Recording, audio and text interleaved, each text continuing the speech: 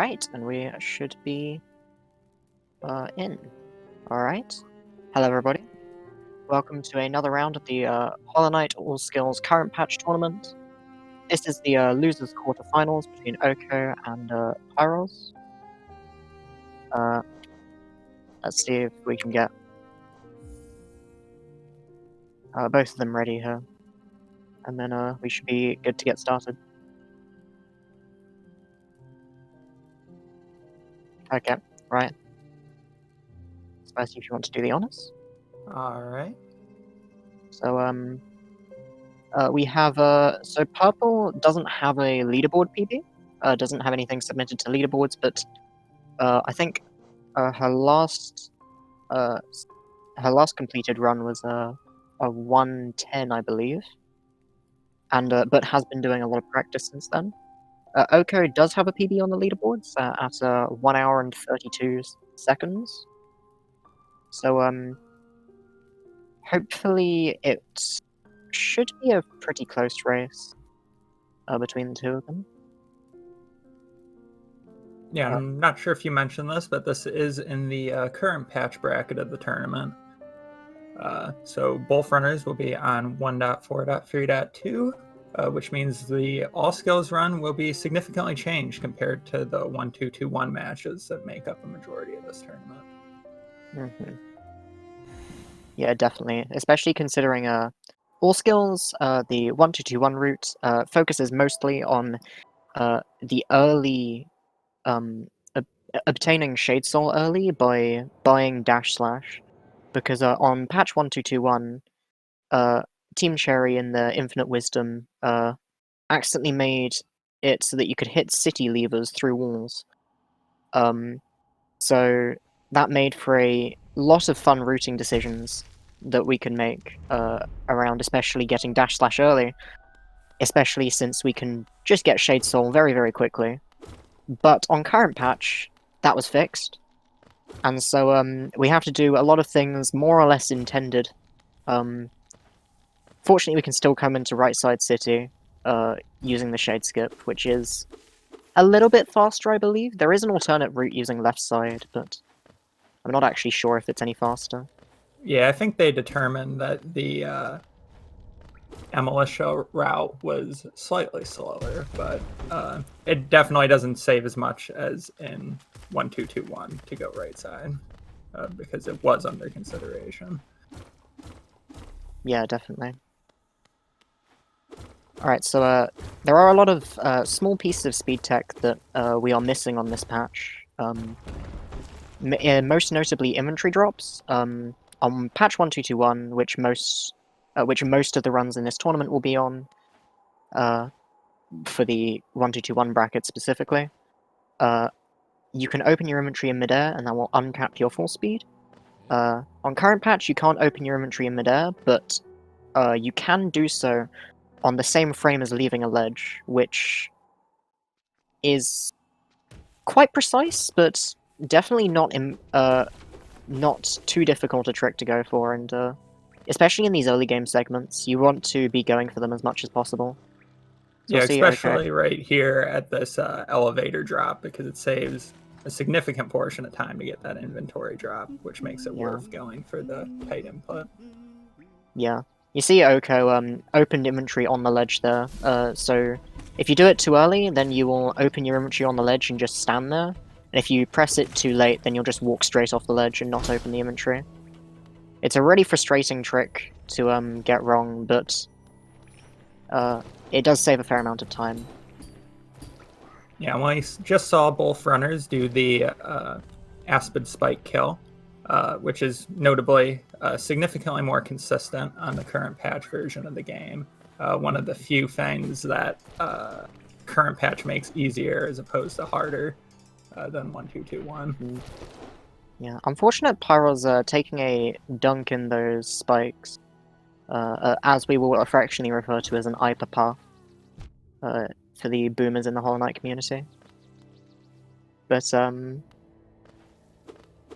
yeah, that is a very, very bad spike pit to fall into, because that one puts you right at the back at the beginning of the room, and loses you somewhere in the order of, I want to say 6-7 seconds, just because of how far through the room it is. Yeah, it's a really brutal hazard respawn. Yeah, definitely.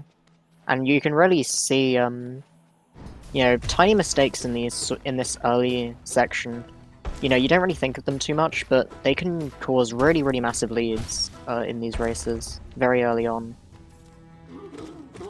Yeah, the first split of this run doesn't have too much tech-wise, but there's definitely a lot of room for time to be lost and made up with just small little optimizations.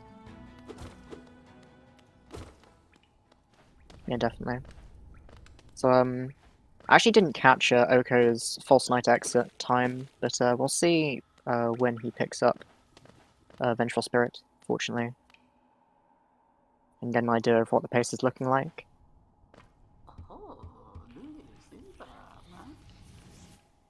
Yeah, it's suddenly an interesting position to be put in because, normally in these sort of early sections, mistakes, you can reset over very small mistakes in early game and not really feel too bad about it. But when you're forced into a no reset setting like this, it's rather aggravating to realize you then have to live with the mistakes that you'd normally just wouldn't think much of because it's in early game.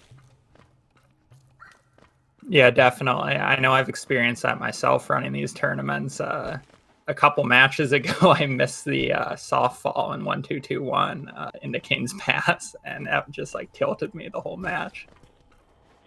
Yeah, definitely. Especially when you think, I've run this so much, I've been through early game like hundreds of times, how am I messing this stuff up? And it's just because you don't really tend to think about it as something that you can mess up, so sort of counterintuitively, it becomes more likely. Yeah, for sure. We get from Rixian in the chat that the runners are about 28 seconds apart at Vengeful Spirit. Right, yeah, that's a Thank you, pretty Rixian, big for lead. keeping track of time.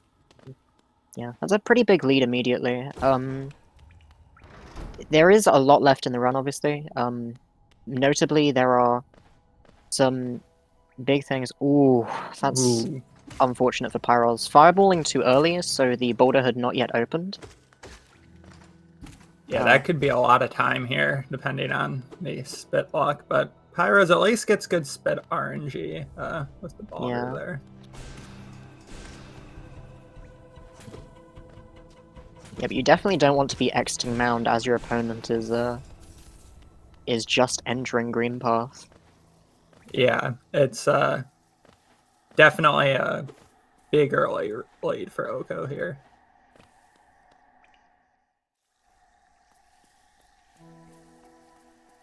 So that's about a 542 green path entry for Oko. Actually, like, not a pretty decent pace. Like, for no resets, I tend to think of, stuff like that is a pretty nice a pace to have, I guess, in these no reset environments, especially with accounting for boulder RNG. Yeah, boulder RNG being the worst aspect of current patch runs because you gotta do it twice. Yeah. Yeah, so every boulder has a 50% chance on every spit to spit a baby, and is it just a baby boulder? I never know what they're actually called. I think so. But you need each boulder to spit one, and it's a 50% chance. So you have a 25% chance of perfect RNG, and every poor spit you get loses, I want to say, around 1.5 seconds, which is really not the greatest in this category. Yeah, so coming up for Pyr0Z is a fireball skip, which we use to skip a good few rooms that we would normally have to go through without having dash. But we just do that instead. If you miss the fireball skip, there is a little squit, the flying mosquitoes here, that you can pogo on to get up there as well, which Oko did when he missed the skip. Yeah. I also really liked that from Pyr0Z a second ago. I don't like this, though. waiting to gather soul here. Considering there's a moss creep in the next room you can farm, it's Yeah, really there's a not moss worth creep, waiting up a for that guy. statue, oh, there's not a statue here in current patch. Nope. This is a fun little quirk of current patch. There's no soul totem there.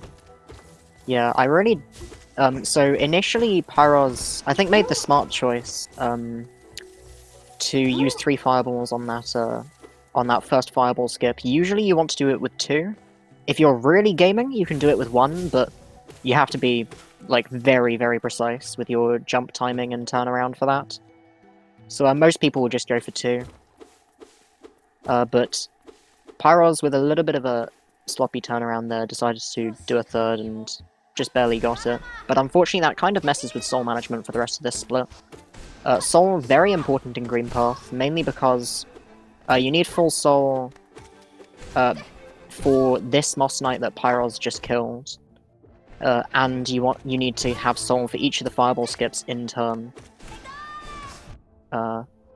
Which does take a fair bit of work, usually. Yeah, just about every hit of soul you get in Green Path is important, and you can't miss them. Otherwise, you're going to lose a lot of time fighting a Moss Knight or Hornet or whoever, or a skip. Yeah. Right, so Pyr0Z's moving on to Moss Knights. Ooh. This is Okay. Oko quits out from Hornet, again solidifying his lead.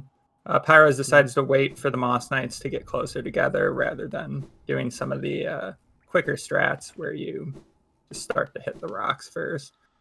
Yeah.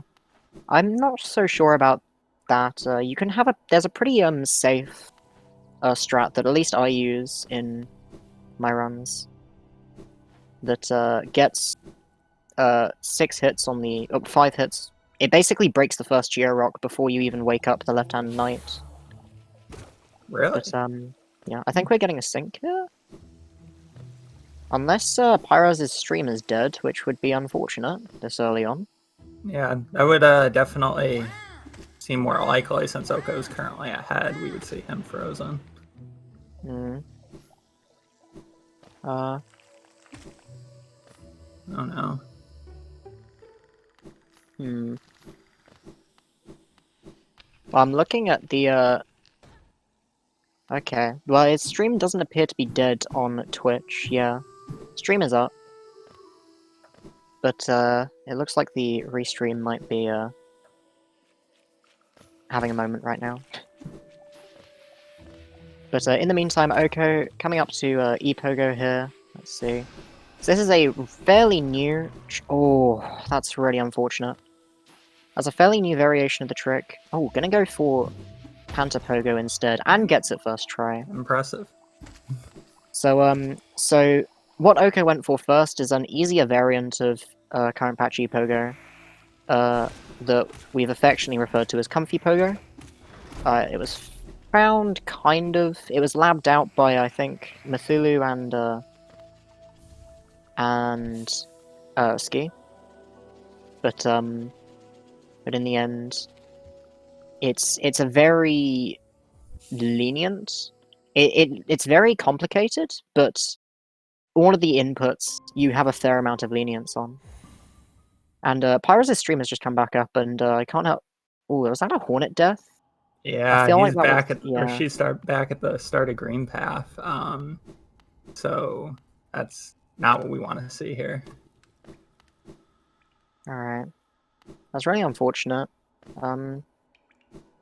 Yeah, going from behind and then Hornet death as well is really, really unfortunate, especially Oko relatively clean. Like 1 missed ePogo, as long as you get an ePogo second try, you're not really too bothered by that. Otherwise, you have to walk around for 30 seconds, and it's kind of a massive time loss. Yeah, I don't know how Pyr0Z is going to catch up here. Yeah. Pyr0Z went for Man Pogo, but unfortunately jumped too high on the second one. Yeah, you can't do that, unfortunately. That Moss Creep is just a little bit too short for you to Pogo it up. I was wondering. I was like, I'd never seen that before, but Yeah, no. Yeah, unfortunately, it just doesn't quite work. But yeah, no, Green Pass probably one of the worst places to die in the all skills run. So it's really unfortunate that Pyr0Z took that death to Hornet there. Yeah, It actually, it might loses. even be a worse death than Peaks, because at least with Peaks you have if you hit the lever, then you can come back, and if you didn't hit the lever, then you still have dash, to get you back relatively quickly. Whereas here you have to walk the entire way, and your only solace is you don't have to do geo collection. Yeah. I think it's been timed out, like in the races where we have seen people have to run back, usually around 3 minutes of time loss, maybe a little more. So it's really going to leave Pyr0Z with a big gap, dying already behind. Alright, yeah, that was... So let's hope for a better Hornet 2 this time. Hornet 2? Hornet 1. Not there yet. In anticipation. Oh, and Oko dies too. Ah. Oko Just throwing a for content, hux. you love to see her. Okay. So for anyone who does not know, we kill ourselves here deliberately in order to spawn our shade, which Oko will use to shade skip up, and this allows us early access to right side city. So we can get more or less... This route is always kind of weird to think about, because you shade skip to right side city, only to immediately go back to left side city, where you then get dive. It's always a little bit contradictory, but the main reason we do it is just simply to open it up, and to have the Watcher's Spire bench is particularly helpful to quit out to several times in the run.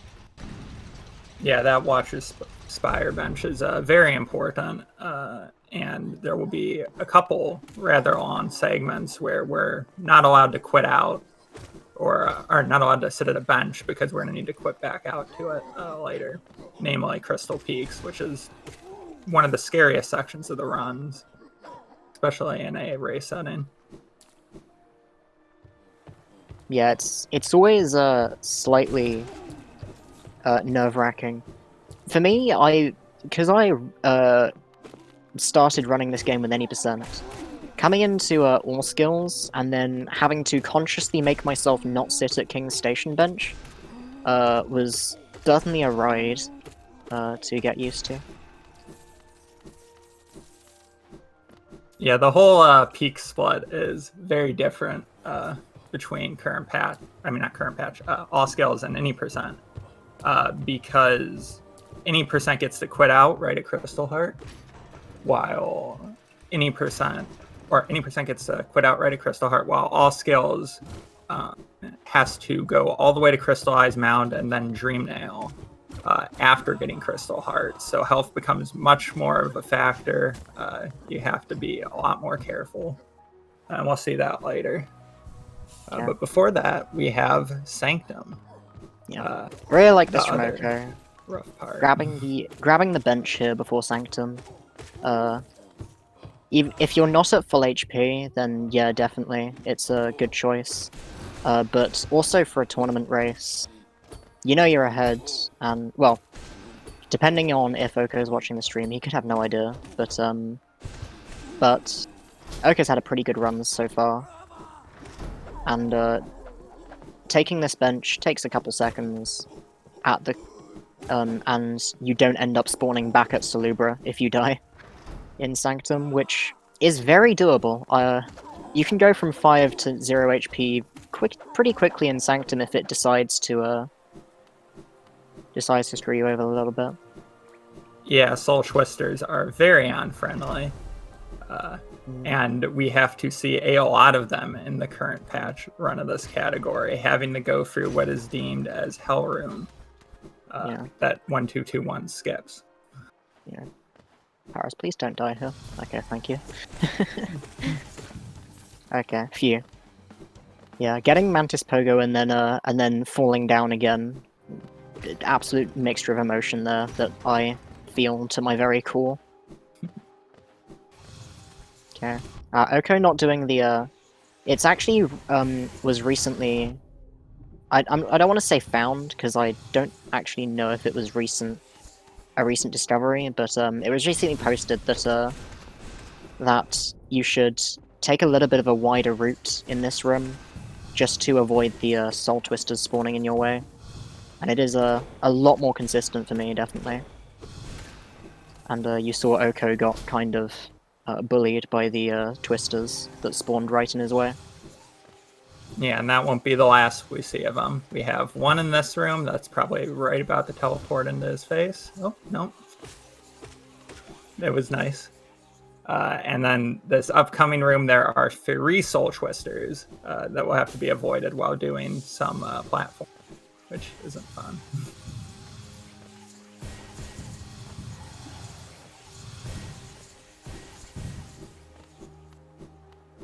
I've seen learning that room described as you got to go in with a plan A, a plan B, and a plan C, and then they'll all go wrong, and you just have to wing it.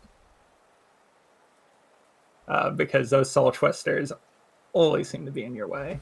Oko did a good job at making sure he didn't die there. Mm-hmm. Alright.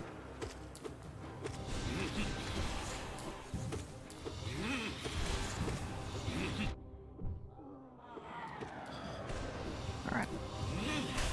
This Soul Master fight, a little bit unfortunate with all these dives. Dives are actually the worst attack to get, even though you can get 1 or 2 hits on each of them pretty easily.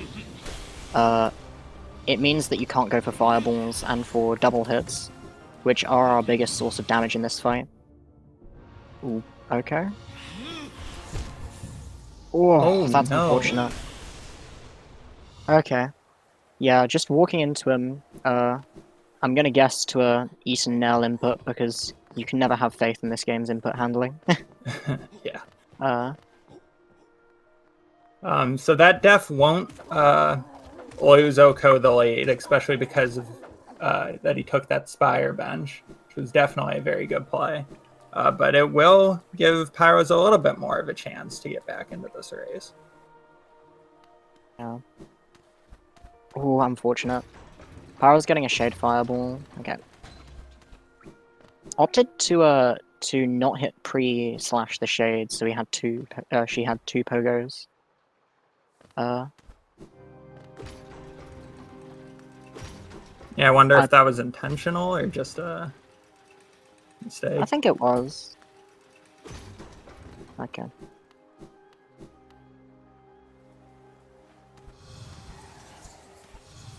I almost asked what Oko was doing, not going to get the lever, and then remembered he took a death. Yeah. Alright. So, Oko should still be a fair amount in the lead here. I want to say this death loses about 1.5 to 2 minutes. That sounds about right. And since Pyr0Z was behind by about 4, you know, it's still a pretty significant lead on Oko's end.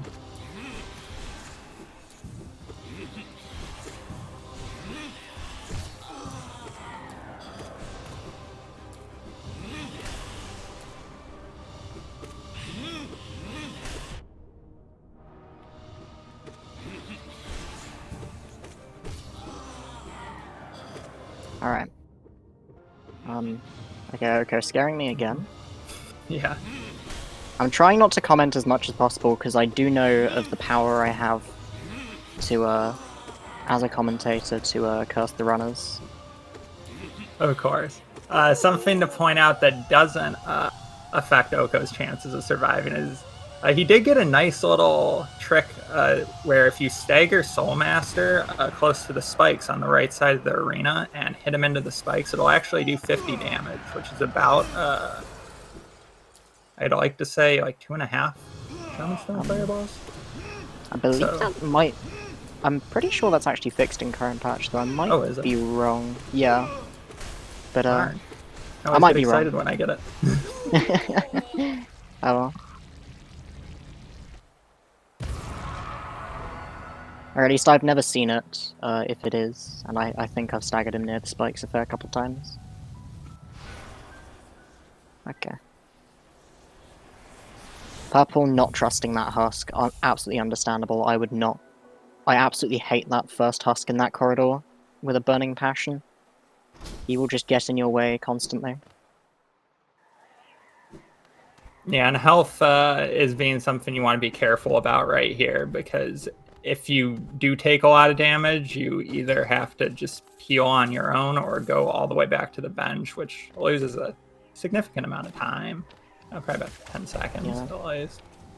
Yeah, notable with that Great Husk Sentry that Purple just killed is that it does double damage with its nail swings, and it's really, really easy to fall out of sync with, because he can just occasionally decide to do a single swing instead of a double, and that just sort of completely messes up the damage rotation, and you have to suddenly start improvising, which you don't always expect, necessarily, or not always 100% prepared for. Yeah, while the Sentry is just a normal enemy because we're going to see him with such low gear, it's almost a mini-boss in that sense, and that you really kind of have to have a damage cycle and react as attacks. It's something that 1-2-2-1 runs also get to skip because it lever skips, so that's exclusive to the current patch. Yeah.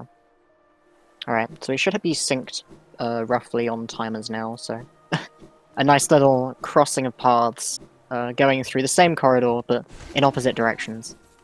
Yeah, so we can say they're everyone's favorite metric, one sanctum apart. Ah yes, my personal favorite. Shoutouts to Herm. Alright. Okay, so now Oko will be getting this crucial Spire bench here. And so this bench we will keep for roughly... How many splits is it? Counting is extremely difficult, I'm sorry. I want to say 5 splits? 4 splits. So it's Cyclone, Crystal Heart, Dream Nail, Descending Dark. Yeah, and Woking Station if you split there, so yeah. 5, yeah. Yeah. And Shade Soul as well, because you do quit out after Shade Soul. Unless you already said fair. that and I can't. No, yeah, so 6 splits. 6 splits. Damn. Yeah, so definitely one of the more well used and abused benches. I think we only quit out to it like 3 times in that, but being able to quit out from the complete right-hand side to the map to the center is a pretty powerful tool.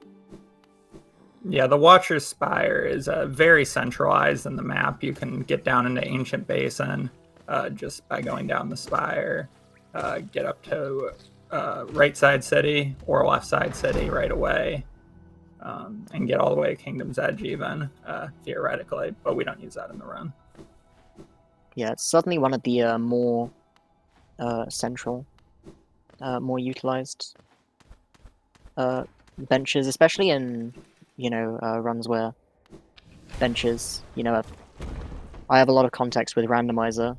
That's like one of the most useful benches to have, simply because you can go in any direction you want with it, but essentially. Yeah, for sure. So Oko is heading into Crystal Peaks here. You'll see no Pogax from Oko, unfortunately, but you do have to respect it. Pogax is not an easy trick.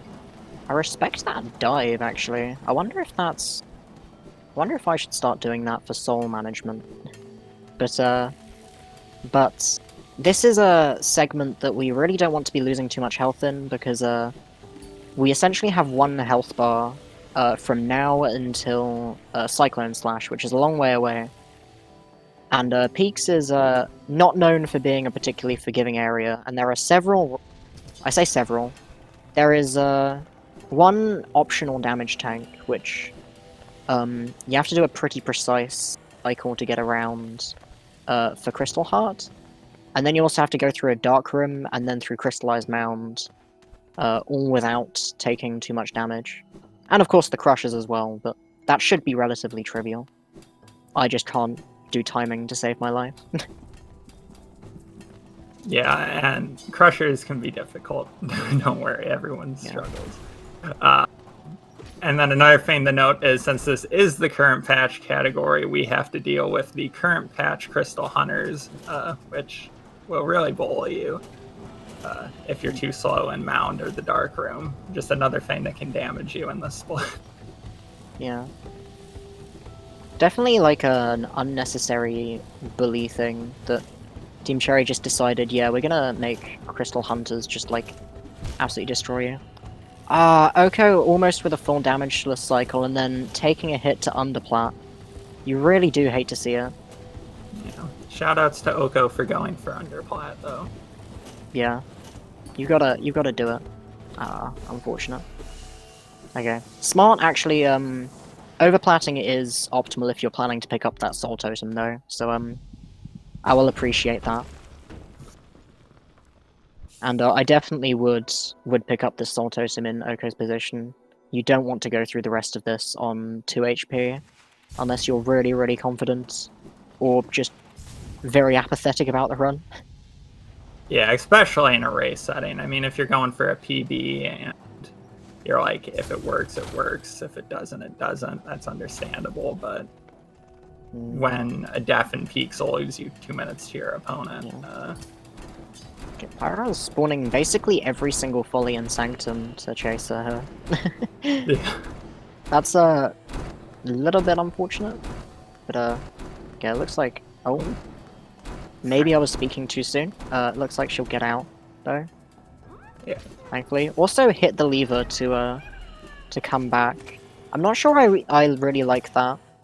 Because you get your next bench fairly quickly after exiting Sanctum, and there's not really much that can kill you after you're out of that room.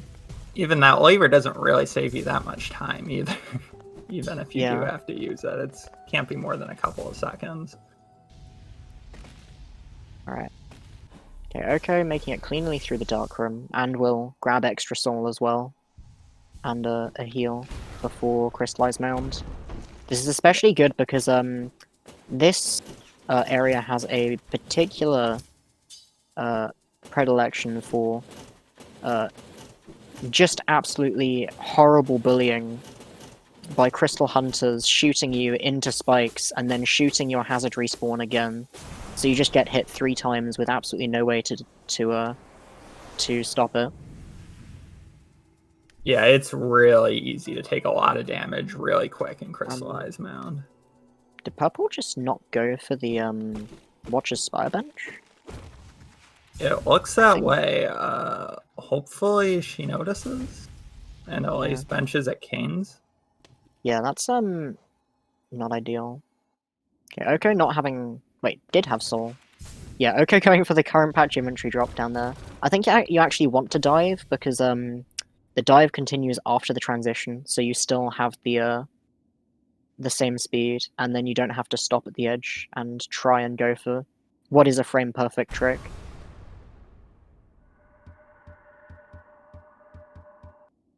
And won't bench it? Okay. Yeah, so Pyr0Z does realize. That's good. Alright. Yeah. Fortunately, it isn't too bad. It's like, I want to say about 30 seconds backtracking to get back to Watcher's Spire bench. But she will want to take it again before she goes and picks up Shade Soul. Alright.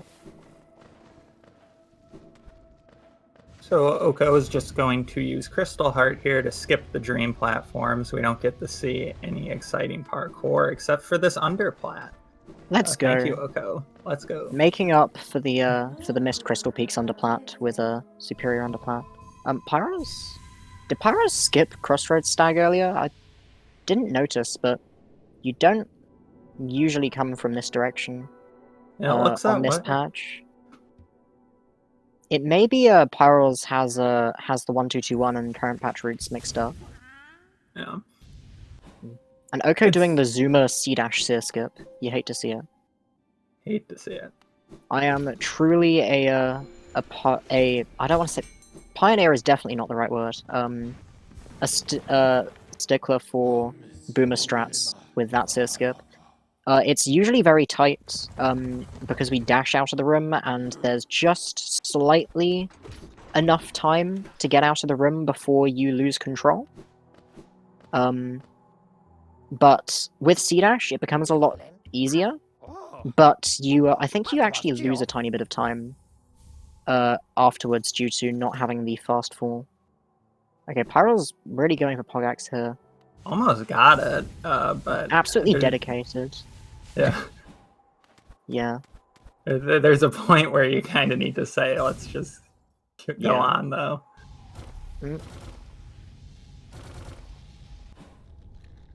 Yeah, if you don't have a setup, and the miner's gone, yeah. There we go. Pyr0Z does end up getting it.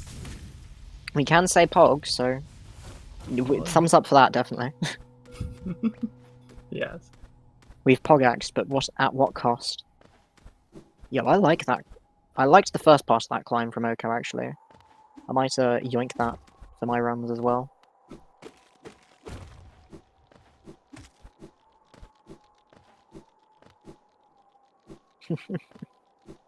Alright.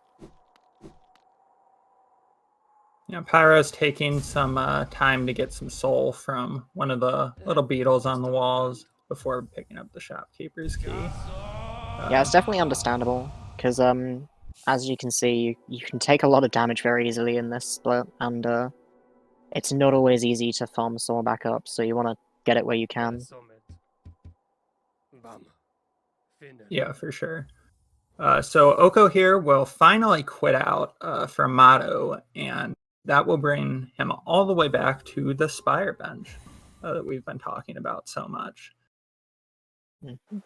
And that is why we needed it. That saves an enormous amount of backtracking. So it makes it worth all of the sketchy Crystal Peaks area that we have to go through because of it. Yeah. Pyr0Z's not opting to dive after missing the inventory drop there at the Crystal Peaks fall. I'm not sure I like that. Even if you want to keep soul for this, even if you want to keep soul for this next section, I think it's definitely worth, because it is a pretty fair amount of time. Yeah, especially if you're going to do Homophily Fireball there. Yeah. It only really saves, I think, 0.1 optimally. It's not. It saves a little bit more. I think it's 0.5. No, it's significant. It's just not massive. Not as significant as the dive and the very tall conveyor belt shaft. Yeah. So Oko going for the worst fight in human history. I hate this fight with a burning passion, because this Soul Warrior can just decide that he's not going to let you attack him at all. Fortunately, Oko got a lot of slashes. You want him to do the dash attack a lot, because every dash attack is one attack where he's not teleporting above you while you're diving. And that's really all you want in that fight, is him to stay out of your way. Yeah, Soul Warrior teleports can be extremely trolly. Not nice. Yeah. And Oko again, quitting out to this bench. You might start to notice the pattern here. And unfortunately, that will be the last we see from Oko of the Spire bench. Say goodbye to our friend as we go off to kill Arian.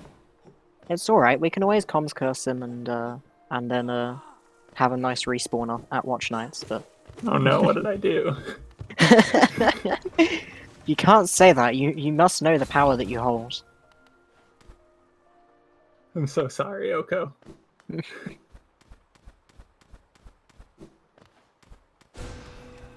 That's right. Fortunately, Watcher Knights is, while the bane of any percent runners, fortunately we have a fair amount of equipment for all skills, so basically it's a, how quickly do you want to take this fight, and how many damage tanks are you willing to take to get to that point? Because you have enough damage to basically do whatever you want, it's just, can tend to roll away from you a lot. Oko getting pretty good patterns here. Yeah. Yeah. Staying on top of each other. These two knights are always a little bit weird because they spawn so far apart. You typically want to D-Dark in the middle of them. Oko instead opts to focus one of them, which I can also respect. Yeah, the other option, of course, is to, for the only time in the fight, abandon D-Dark and switch to Shade Soul until the knights roll together, which can also manage to hit both of them from when they're a significant ways away. Yeah. Yeah, it's just a little bit unfortunate because Shade Soul only does 40 damage compared to D-Dark's 88. This is with Shaman Stone. So you really, really want to be using D-Dark as much as possible. And it also gives you a tiny bit of extra safety in that D-Dark gives you iframes, which makes it a lot easier just to sort of chill, and don't really have to worry about dying in the fight. That being said, I have died to Watcher Knights in all skills fairly recently, so I can't really say that with full confidence. Yeah, I definitely have several times as well. It's one of those fights where you can just try and go too fast, take a couple too many hits of damage, and all of a sudden you're at one mask and you get a bad pattern, and then you're just dead. Yeah.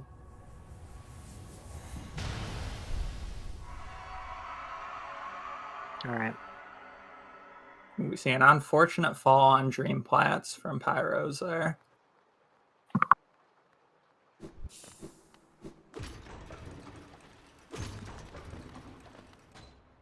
This is still definitely looking like it is Ohko's race at this point.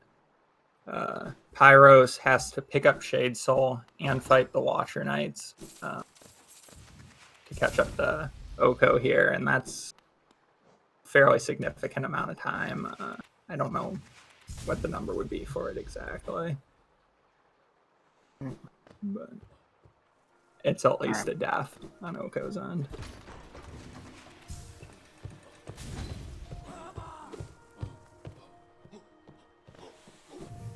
Pyro's not getting Siskip, unfortunate, but can't be too unhappy about it. It is still very precise, and if you haven't practiced it a lot and done a lot of button mashing, then it can be very difficult. Okay, Ohko going for Isma skips here. Oh, I'm sorry. I was gonna say, speaking of skips, Ohko's on the Isma skips. So you first try Spike Tunnel, which you always love to see. Spike Tunnel is a rather scary trick. Fortunately, on current patch, it is made slightly easier. The hitbox is just further apart for no apparent reason. So you have a little bit more space for the Spike Tunnel, but the other two tricks are unchanged. OhkoXar gets all of them first try, which you really love to see. It's almost the most satisfying thing when you do this little section correctly. Yeah, this little section also being one of the scariest places to go to when you're on good pace and you just know, oh, I could mess up these skips. Yeah, Spike Tunnel has this amazing quality to feel so easy when you're behind, but as soon as you get ahead, you'll just immediately just start forgetting when to pogo, and you just end up face tanking 4 times to it and cry. Yeah, and in this area will be one of the first places we get to see some of these Cyclone drops shown off by Ohko here. Since we can't inventory drop in the air on current patch, we will use the Cyclone Slash a lot because it on-caps your fall speed just like inventory drop does for whatever reason. You'd think it would slow you down in the air, but Hollow Knight rejects physics. Yeah. Well, it does actually slow you down in the air, but only if you press the nail button after starting it to extend the Cyclone. If you don't do that, then it just, for whatever reason, it stops checking for your vertical speed, so you just accelerate downwards immediately. in some ways it's actually better than an inventory drop because you accelerate to maximum speed instantly. But on the other hand, you don't have quite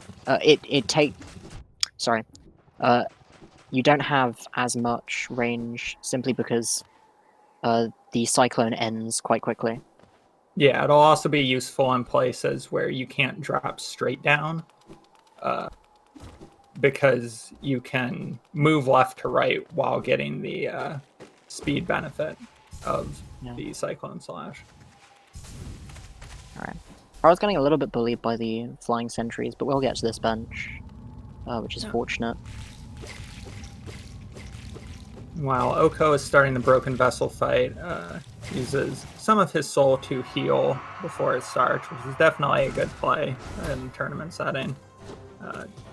Broken Vessel, while not one of the more difficult bosses in the all skills run, can easily do a couple hits of damage to you.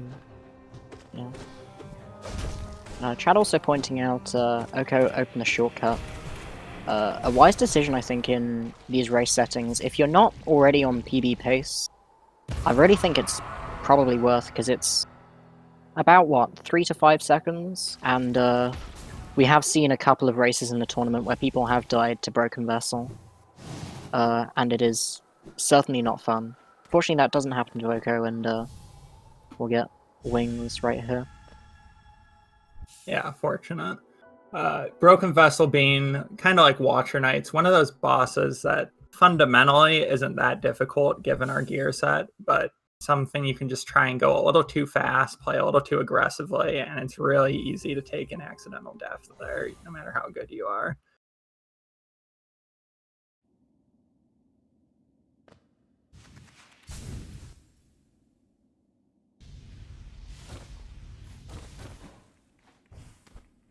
Am I missing something?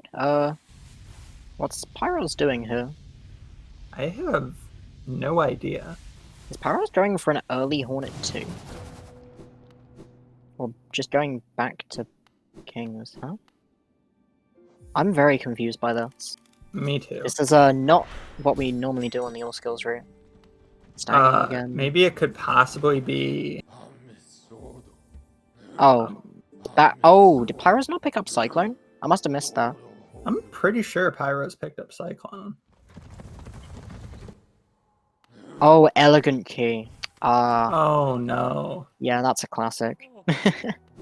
I still remember having to add this to my splits until I remembered it instinctively. Yeah, my split is don't forget the key, moron. Yeah, that's a absolute classic.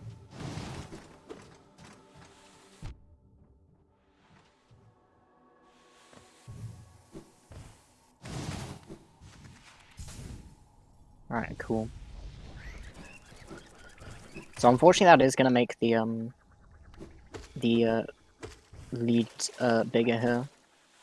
On the plus side, at least Pyr0Z didn't do what I used to do and forget to pick up Shopkeeper's Key and peek. That's one of the most painful things to have to go back and do. Because you then have to go back into peek, and that's just not conducive to a good gameplay experience. Oh my gosh, yeah. And it's one of those things that's really easy to do because a lot of categories just run right by the Shopkeeper's Key. Pretty much all the current patch ones do, except True Ending and the 100%. All the 1221s do, and the current patch, any percent, still runs right by it as well. Yeah. Yeah, it's basically you pretty much just have to get used to how 1xx categories do the movement if the current patch, because that room is drastically different when you have to take a pretty big detour for Shopkeeper's Key. Okay, so Yeah, certainly. Oko entering Umu. So notably there is a one cycle setup for Umu here that involves a dive at the start, and it looks like Oko gets an extra attack. Will he be able to save it? There are some pretty sketchy things you can do to try and save this, but... Okay. Yeah, it looks like... Yeah, didn't quite get the damage from the dive or the hits for the Shade Souls. Should be a pretty Unfortunate. clean 2-cycle though. Oh, if you can get the soul, alright. A kind short attack from Umu. Yeah, 2 fireballs should do it for... Never mind. Yeah. 3 fireballs will do it. Yeah. Normally with the 1-cycle you get a full dive, and so 88 damage plus 2 Shade Soul doubles and a single. So so missing any of those will always carry into the next, as each one will be an extra Shade Soul that you then have to use.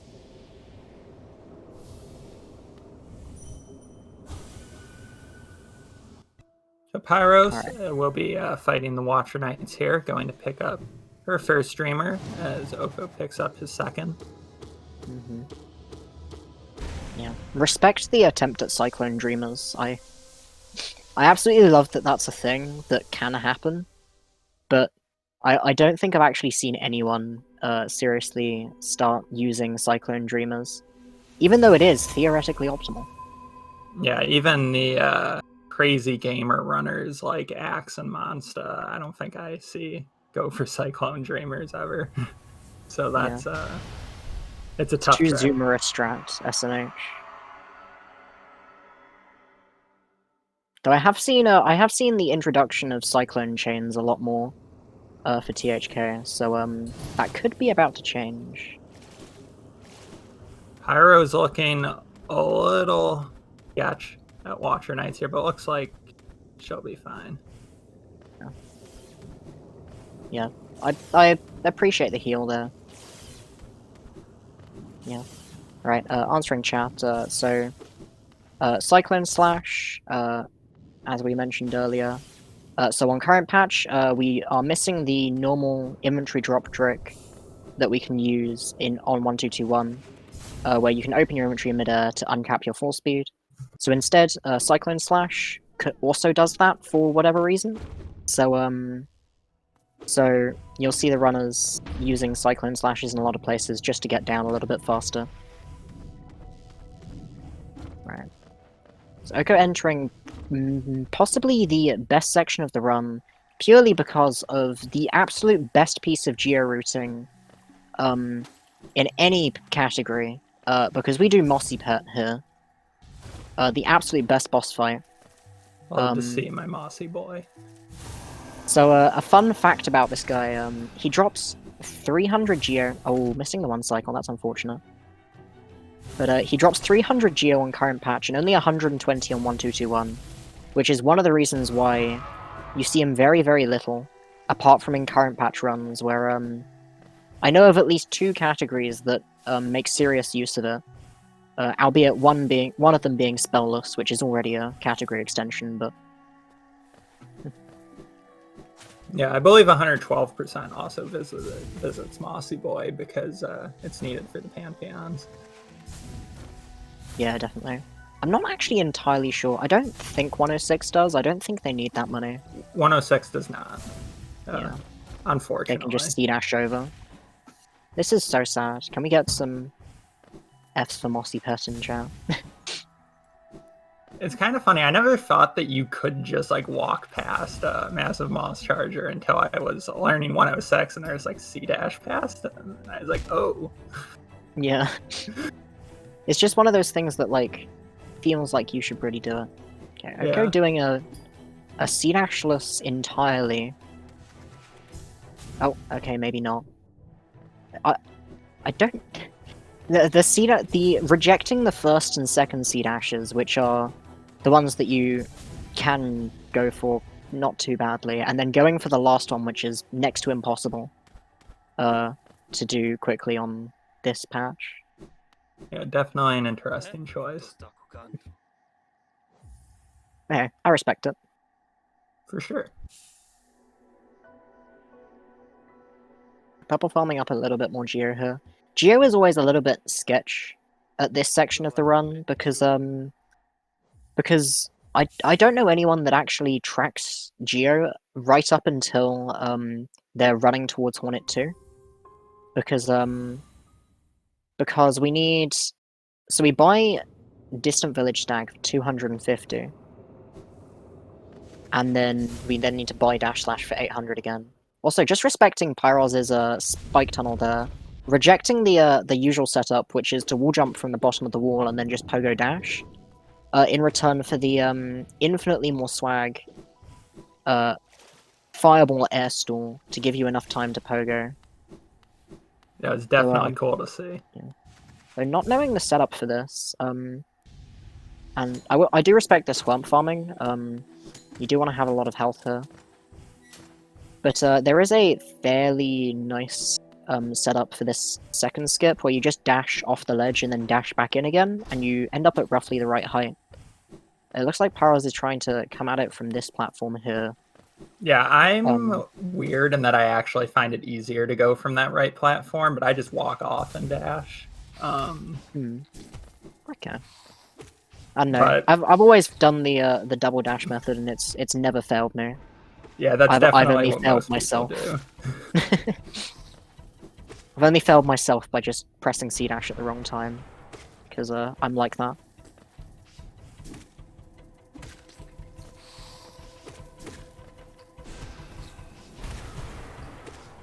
Right, Okay, getting a little bit bullied. trouble. Yeah.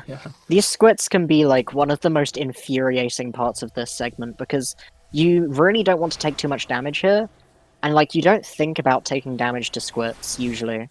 But in this arena where they're just sort of everywhere and you're trying to just get them with spells and you don't know which ones are real and which ones are fake, and which ones you need to kill. And you just end up sort of seeing red for a bit, and then you end up on 3 HP, and you're like, damn, I actually need to heal here. So OK taking the respectable decision to heal, because QG, this whole section, QG into Dark Deep Nest can be incredibly scary if you're not incredibly confident. I know, for example, Petra Arena is has potential if Shade Souls don't double as they should. But OK getting it nicely though. I actually think I quite like that setup. Shade Souling a little bit early.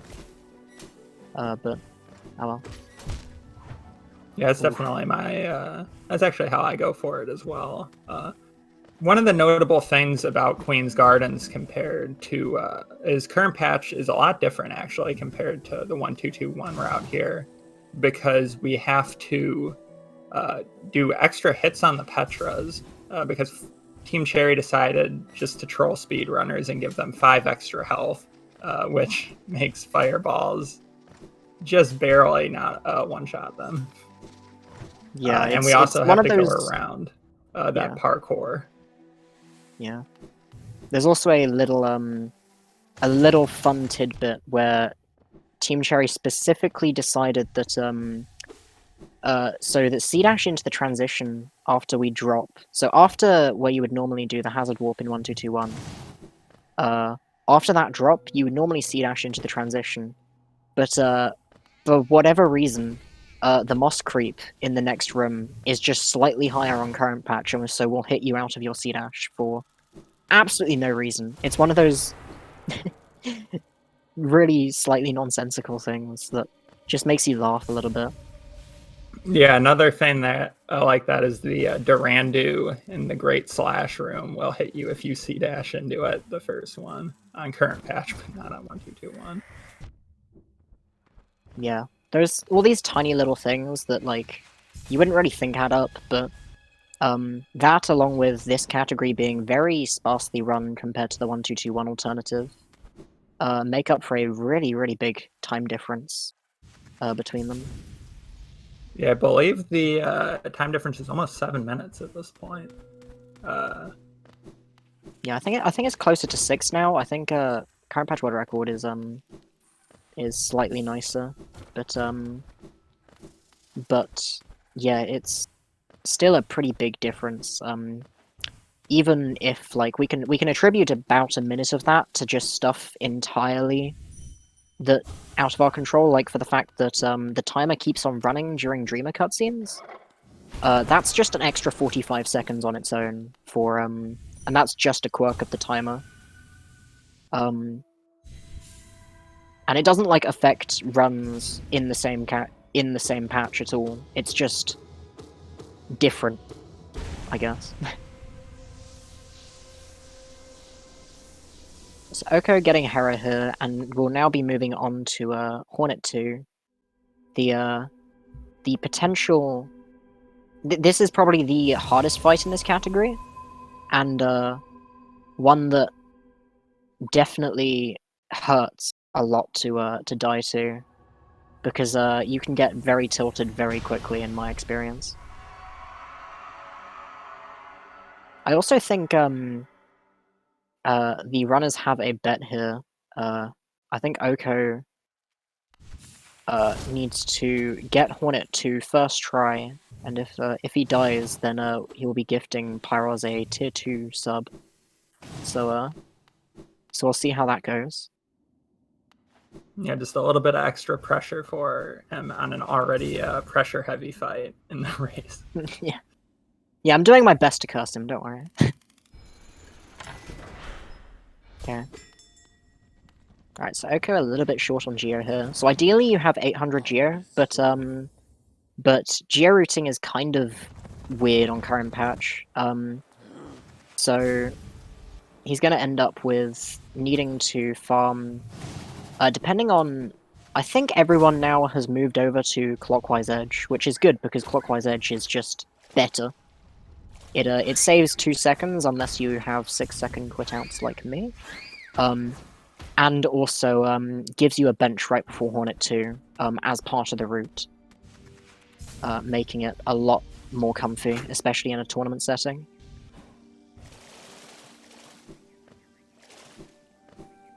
Yeah, and we'll see Oko doing Clockwise here. Yeah, and this edge routing, clockwise or counterclockwise, is another thing that's exclusive to the current patch category of all skills, because the 1-2-2-1 has to get -- way earlier. But since that isn't a requirement here, it's actually quicker to get it with Hornet. Alright.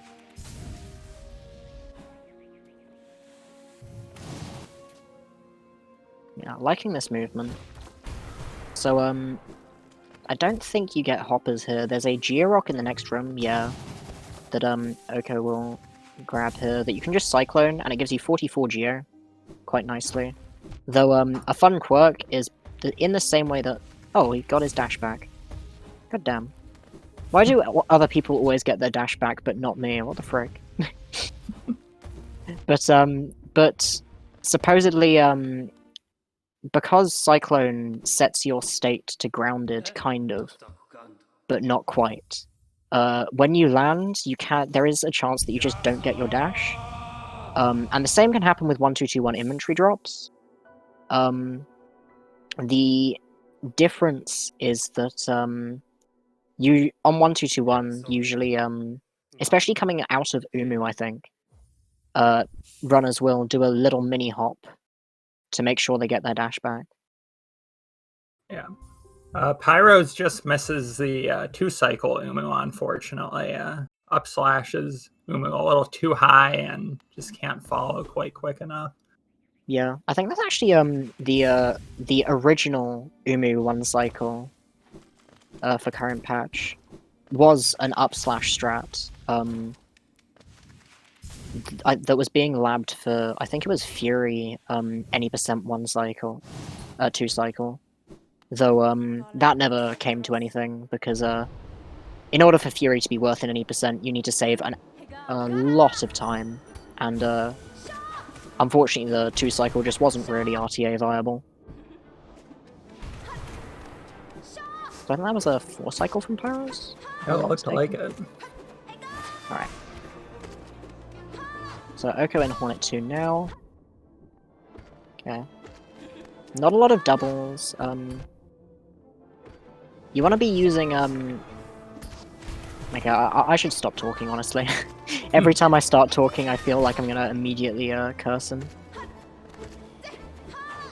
Since I'm slightly less scarred on the commentator's curse, I'll say we're seeing a lot of D-Dark from Oko here. Not as many attempts at the Shade Soul doubles, which is a little bit safer. But it's a hard boss fight, so you can never be safe enough. Okay, good. Nice heal.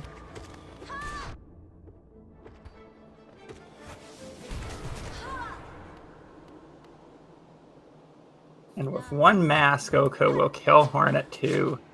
Won't have to buy that tier 2 sub for Pyr0Z. Okay, that was my heart absolutely pounding right there.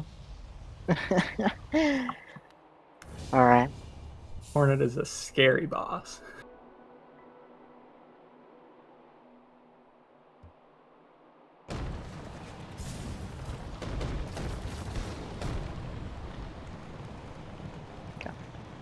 So with the King's Brand there, all Oko has left is to go visit the Abyss, where we'll pick up Shade Cloak and Abyssal Shriek, and then it'll be off to THK. So using the closing bit of this run, while Pyr0Z, a decent bit behind, still has to get Hera, as well as Great Slash, before she can finish. Alright.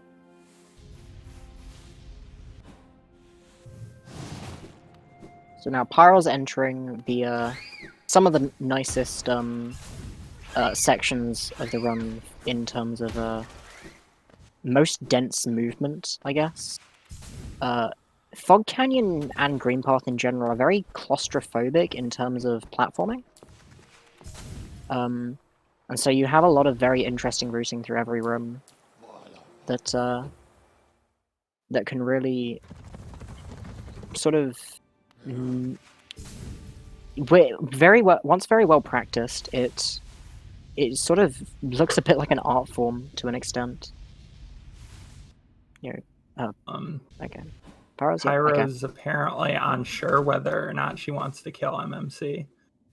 Yeah. You know you want to do Mossy Pair. That's very important. I actually think she was more debating on grabbing extra soul. But yeah. Fortunately got good RNG with the immediate dash attack. If MMC gives you a jump attack, and you don't have soul to deal with it, then it's usually pretty bad. That's a bit okay. Yeah. Okay, so Oko diving twice down into Abyss.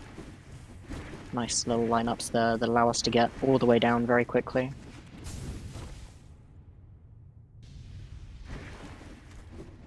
Oko's approaching one of my favorite parts of the All Skills runs, which is the sibling climb. It's just a lot of fun, kind of stressful, but fun. You got to pogo on your siblings to skip a lot of little platforms just to save seconds here and there. Very it's certainly one of the nicer. Abyss is sort of like one of those sections of the game that is so well drilled out in terms of movement, especially among top runners. Like, everything from Abyss entry to Abyss leaving is basically done as drill for a lot of practice, because all of the movement coming in, the movement is quite tricky, maneuvering around sibling RNG. And coming out, you have the Abyss climb, which is infamous for its sort of very. You can go for very, very small time saves here and there, and every single one of them, if you miss a little pogo or a jump somewhere, you will end up face tanking spikes and then respawning at the beginning of the room. Unfortunately missing a C-dash on that wall a couple times and ends up dunking in Void Tendrils. A little bit unfortunate, but we'll get towards Shriek. As purple starts going into QG. Yeah.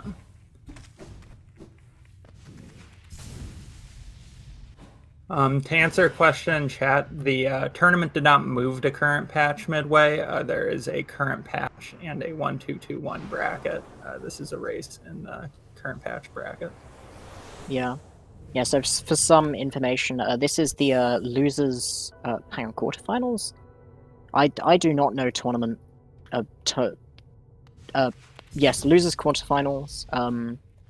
So the winner of this match will advance to losers semifinals to compete against Erto Saber, and then the winner of that will get a chance to play the loser of the winners final for a chance to go into the grand final, because this is a double elimination bracket. If that makes some sense. So yeah, both of these runners have lost matches and so have been knocked down to the knockout stage. We see a really solid abyss climb from Oko, end to it at least. Unfortunately, I didn't see the beginning. I was watching Pyr0Z's Squid Room. Yeah, seemed decent. Yeah,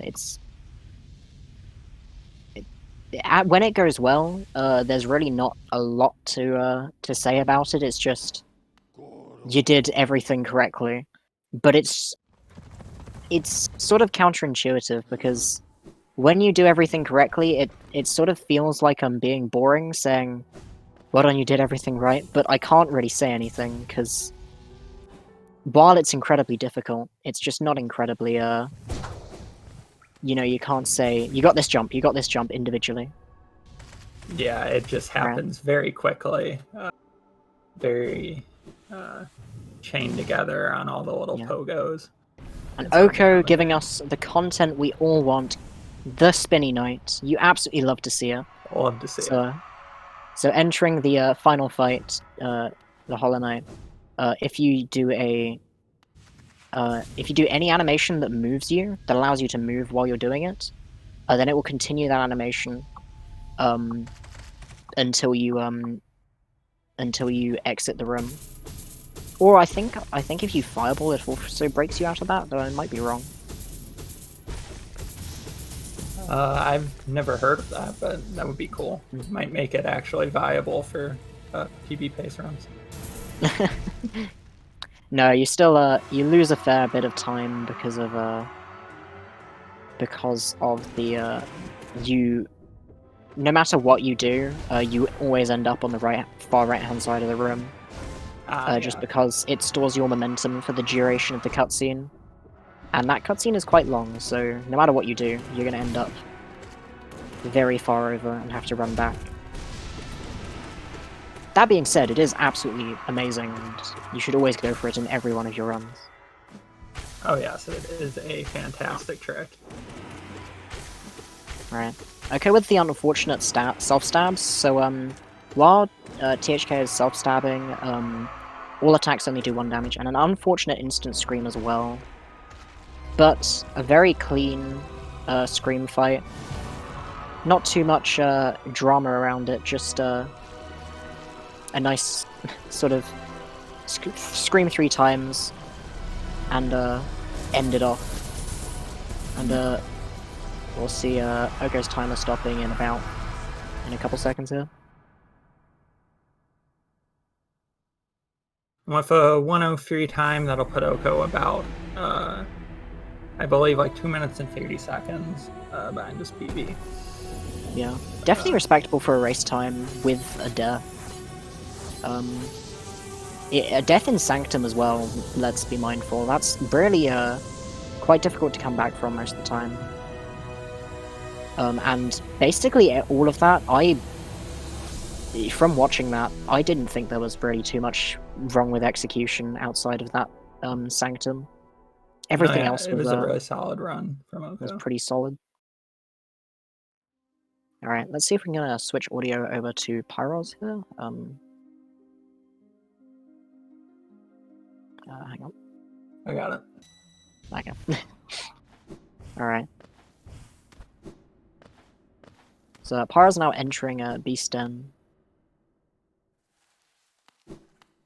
Yeah, thankfully, because in all skills we get wings, we do not have to deal with too many devouts and beasts, and we get to use this nice little dev-intended shortcut that I have no idea how they expected anyone other than speedrunners to find,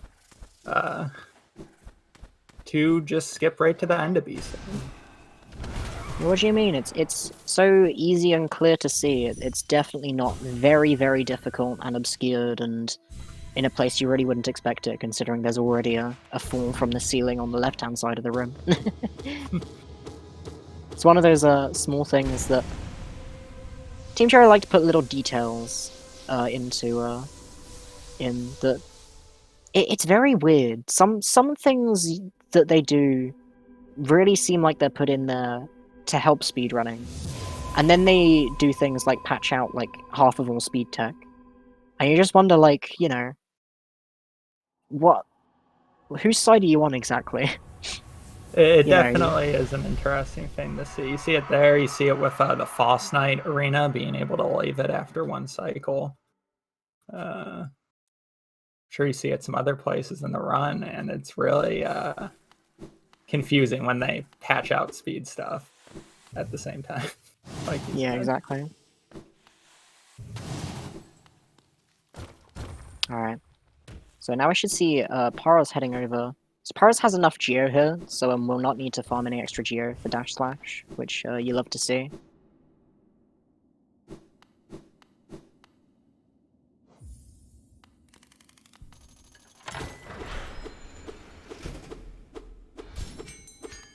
Not doing any lookdowns here, so there is a small trick you can do on every toll in the game, where after you pay for the toll, if you then briefly look down, and then end the look down, then you actually for some, I believe it's because of just names being called the same thing in the code.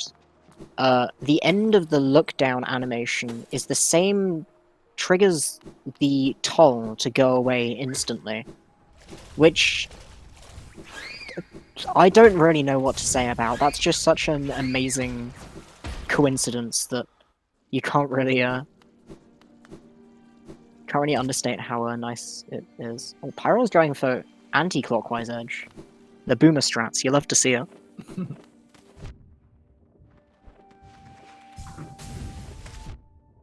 Yeah, this C-dash can definitely be a bully. You have to time it with the hopper cycle, and if you fall out at all, then the hoppers will not line up because of the differences in spawning. I'm not sure I like this heal, actually. Yeah, because Pyr0Z will get a really quick bench next to Oro in just a moment. Yeah, I mean, I guess you don't take it now, but that bench is definitely available, and is really not too bad, compared to the time it takes to heal 3 times. Yeah. I guess it's really not that bad, depending on how Pyr0Z gathers soul on the way over to Hornet. Might not be too much of a difference. Yeah. We see OhkoXar scaling the well multiple times. Waiting it out here.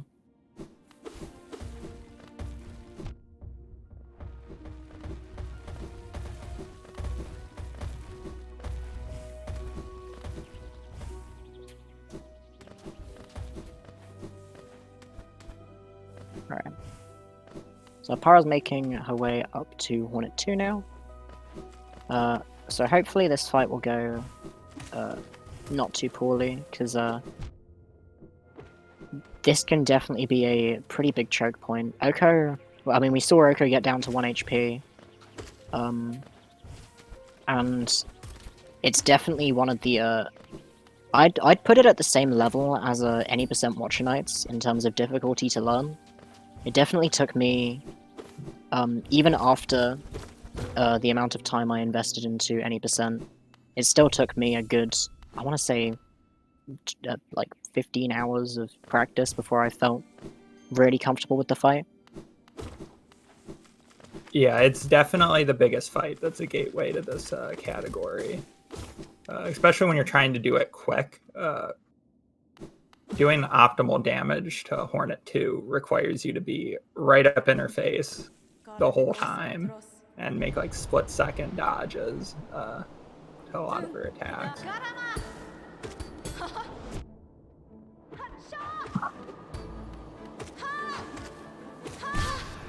Pyr0Z unfortunately starting off getting a lot of parries.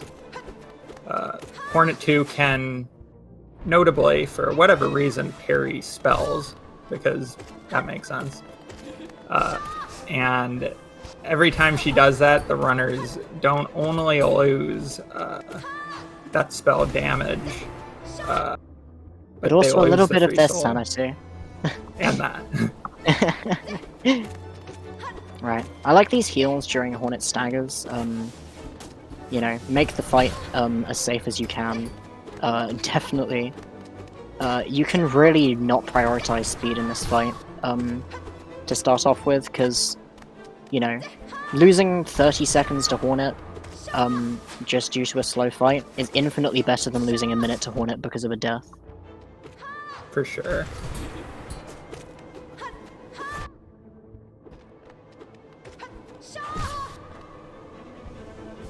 Hornet is looking just about dead. I think it'll be only a couple more. Nice. Okay. No Hornet 2 deaths for Pyr0Z. You love to see it. Yeah, this is a deathless Hornet 2 race. Surprisingly, really not too many of those in this tournament. Okay, so now Pyr0Z has Kingsbrand, so now we'll be heading down to Abyss. And finishing up in what should be about 5 minutes.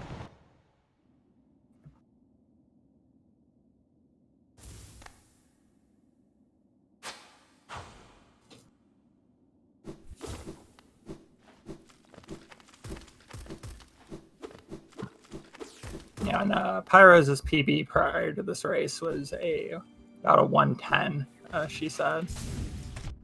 Even though it's not submitted to the leaderboards. Yeah. I actually think she said it was a 130, but that she was sort of expecting a 110 due to practice. That now is kind of gone thanks to the largely I want to say thanks to the Green Path death. That really puts a damper on basically any chances of PBs, just because it's such a long walk back. I want to say it's like 2 to 3 minutes alone, optimally. Yeah, definitely. I've had the unfortunate privilege, I guess you wouldn't call it a privilege, to know firsthand how long that takes, because I think this is the 4th race I've calmed in this tournament where someone died in Green Path. Oh, nice. So yeah. I'm sorry if I'm calming your race in the future. I might be cursing it. Oh god. I'll be sure to not use Fury strats on Hornet in my next race. Without the Fury, of course. Would you love to see Oko keeping himself entertained though? He's been at this well jumping for a little while now. Yeah, just getting some wall jump precision practice. I gotta save those frames, instant dismount. Yeah. I mean, yeah, this well early control is a little bit like unintuitive. Yeah, especially the dash slash variant of it. Yeah, fortunately we never do that in current patch, just because we don't actually have dash slash before we have great slash and cyclone. So we just do the great slash one instead.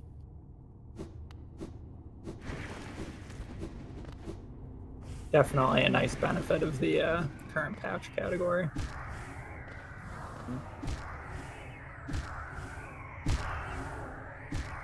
Oh, now I see. Oh, now okay. Now this makes more sense. Now that chat points out, Oko is actually going for Menderbug here for the longest Menderbug percent time. That makes sense. Yeah, breaking the sign on every entry. Pyr0Z is showing us off that you can go over the lighthouse. I honestly didn't know that was a thing. Yep. It's cool to see. That's a fun little detail. We don't usually use it just because it is faster to go down the bottom left-hand side, but you can go over and it's pretty funny.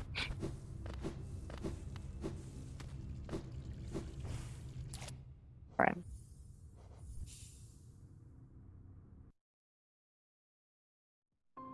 Oko has really had some awful mender bug luck right here. Yeah. This has got There to should be a 1 in 50 chance. And Oko's just been going straight in, straight out. I wonder if there's like something with like nail arts don't actually make it break properly or something stupid like that. I don't know. I mean, 1 in 50 is 1 in 50. Yeah. Could just be very unlucky. So Pyros will be heading over to Abyssal Shriek here, just showing off some of that Abyss movement. Notably missing some of the C dashes. I'd assume that's just a little bit of lack of practice in the Abyss, or just end of tournament nerves, not thinking about it.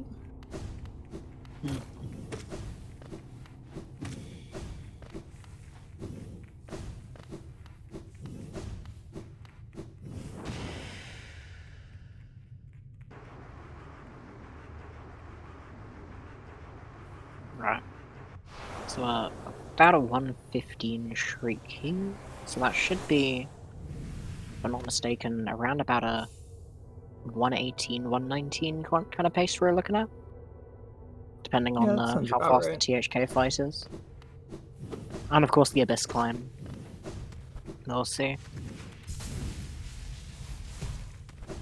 It's always fun to see how everyone does their Abyss climb watching these races.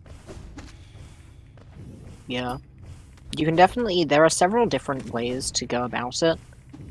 Purely because the optimal strat is very difficult to learn and very easy to mess up in runs. And a lot of people just like, especially newer to the category. I know I avoided learning this for a long time. And when I did, it felt kind of great. Yeah, Purple getting that hazard respawn on the right, the tag. So that's actually really smart. Going further right before you try to do the spike pogo up the left. Though at that point I just wonder if it would be faster to just go straight up. Right, bowing to Hornet. You'll love to see it. Giving us that Silk Song lock. Maybe. Sometime soon.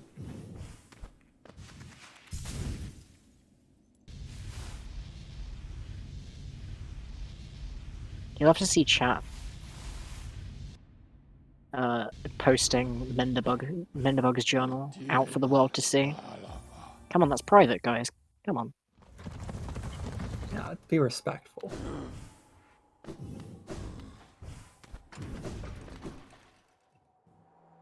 I just want to take a moment to just admire how terrible Oko's luck has been with this.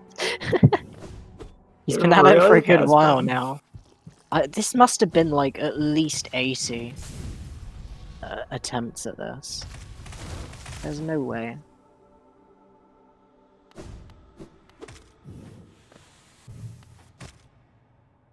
Okay, and Pyro's going for Cyclone Knight as well. Absolutely. Love to see it. We love to see the content on these races.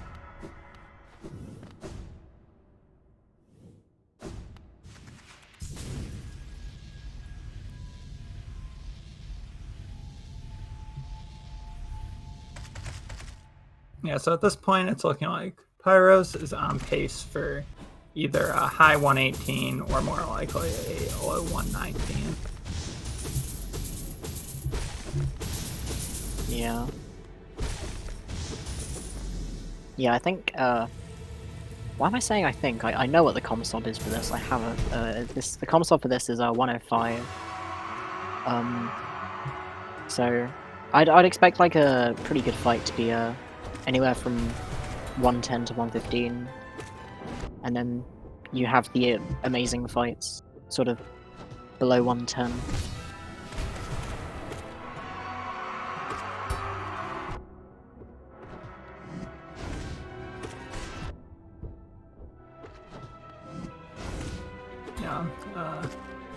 Pyro's running into a little bit of trouble here. Yeah. Hopefully he'll get a Unfortunately, stagger soon. You can get a fair amount of iframes just from the fact you both have D-Dark and Shade Cloak. You can use that to keep yourself safe for a little bit. But obviously, it is sort of a one-use thing. You D-Dark, you Shade Cloak, and then you have to be out of the way after that, otherwise you're taking damage. Yeah. Okay.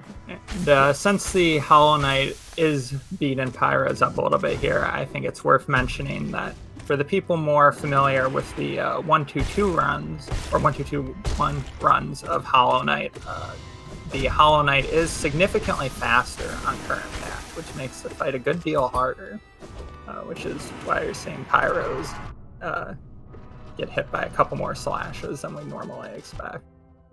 Yeah. It's also worth noting that the Flame Pillar's attack does double damage, which sounds bigger than it is, but then it's very weird in that it goes from, like, it sounds massive, and then it doesn't really make that big a difference, right up until you get a really, really bad pattern with the Flame Pillars and just can't avoid it. Yeah, Pyros almost got hit by a pillar the moment you said with yeah, two I've got a almost curse, Yeah, I'd like to see a stream here. I think one stream would finish this. Yeah. Yeah. Alright. Cool. Alright, GG's Pyros. And healing off the extra soul as well to ensure you can't press focus too early here. Right, so that should get the runners as done. So let's mark them as done. Alright. And that should give an invite.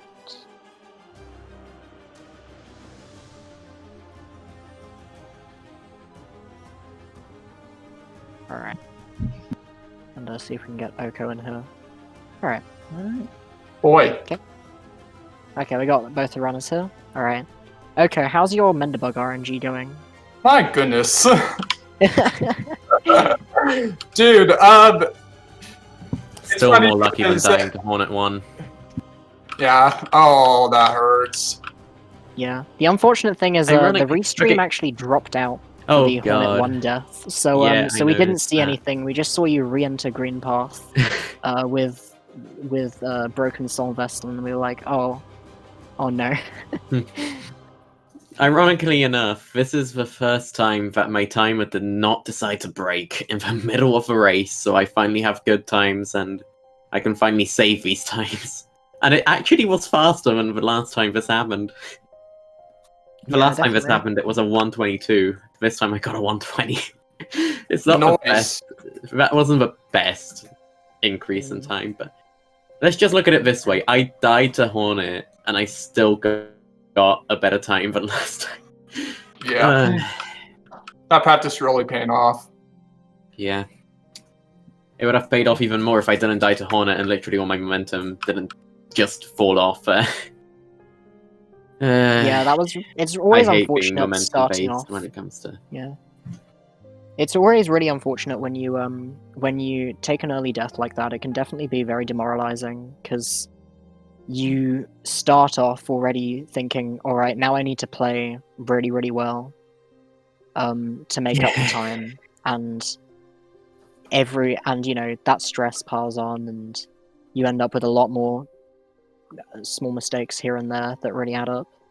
Not only that, but it doesn't also help that I think that the damage from the spike in the Gome room just pushed me up as well.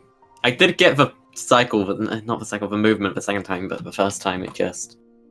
Yeah, darn second attack, extra attack, man. Yeah, that was unfortunate.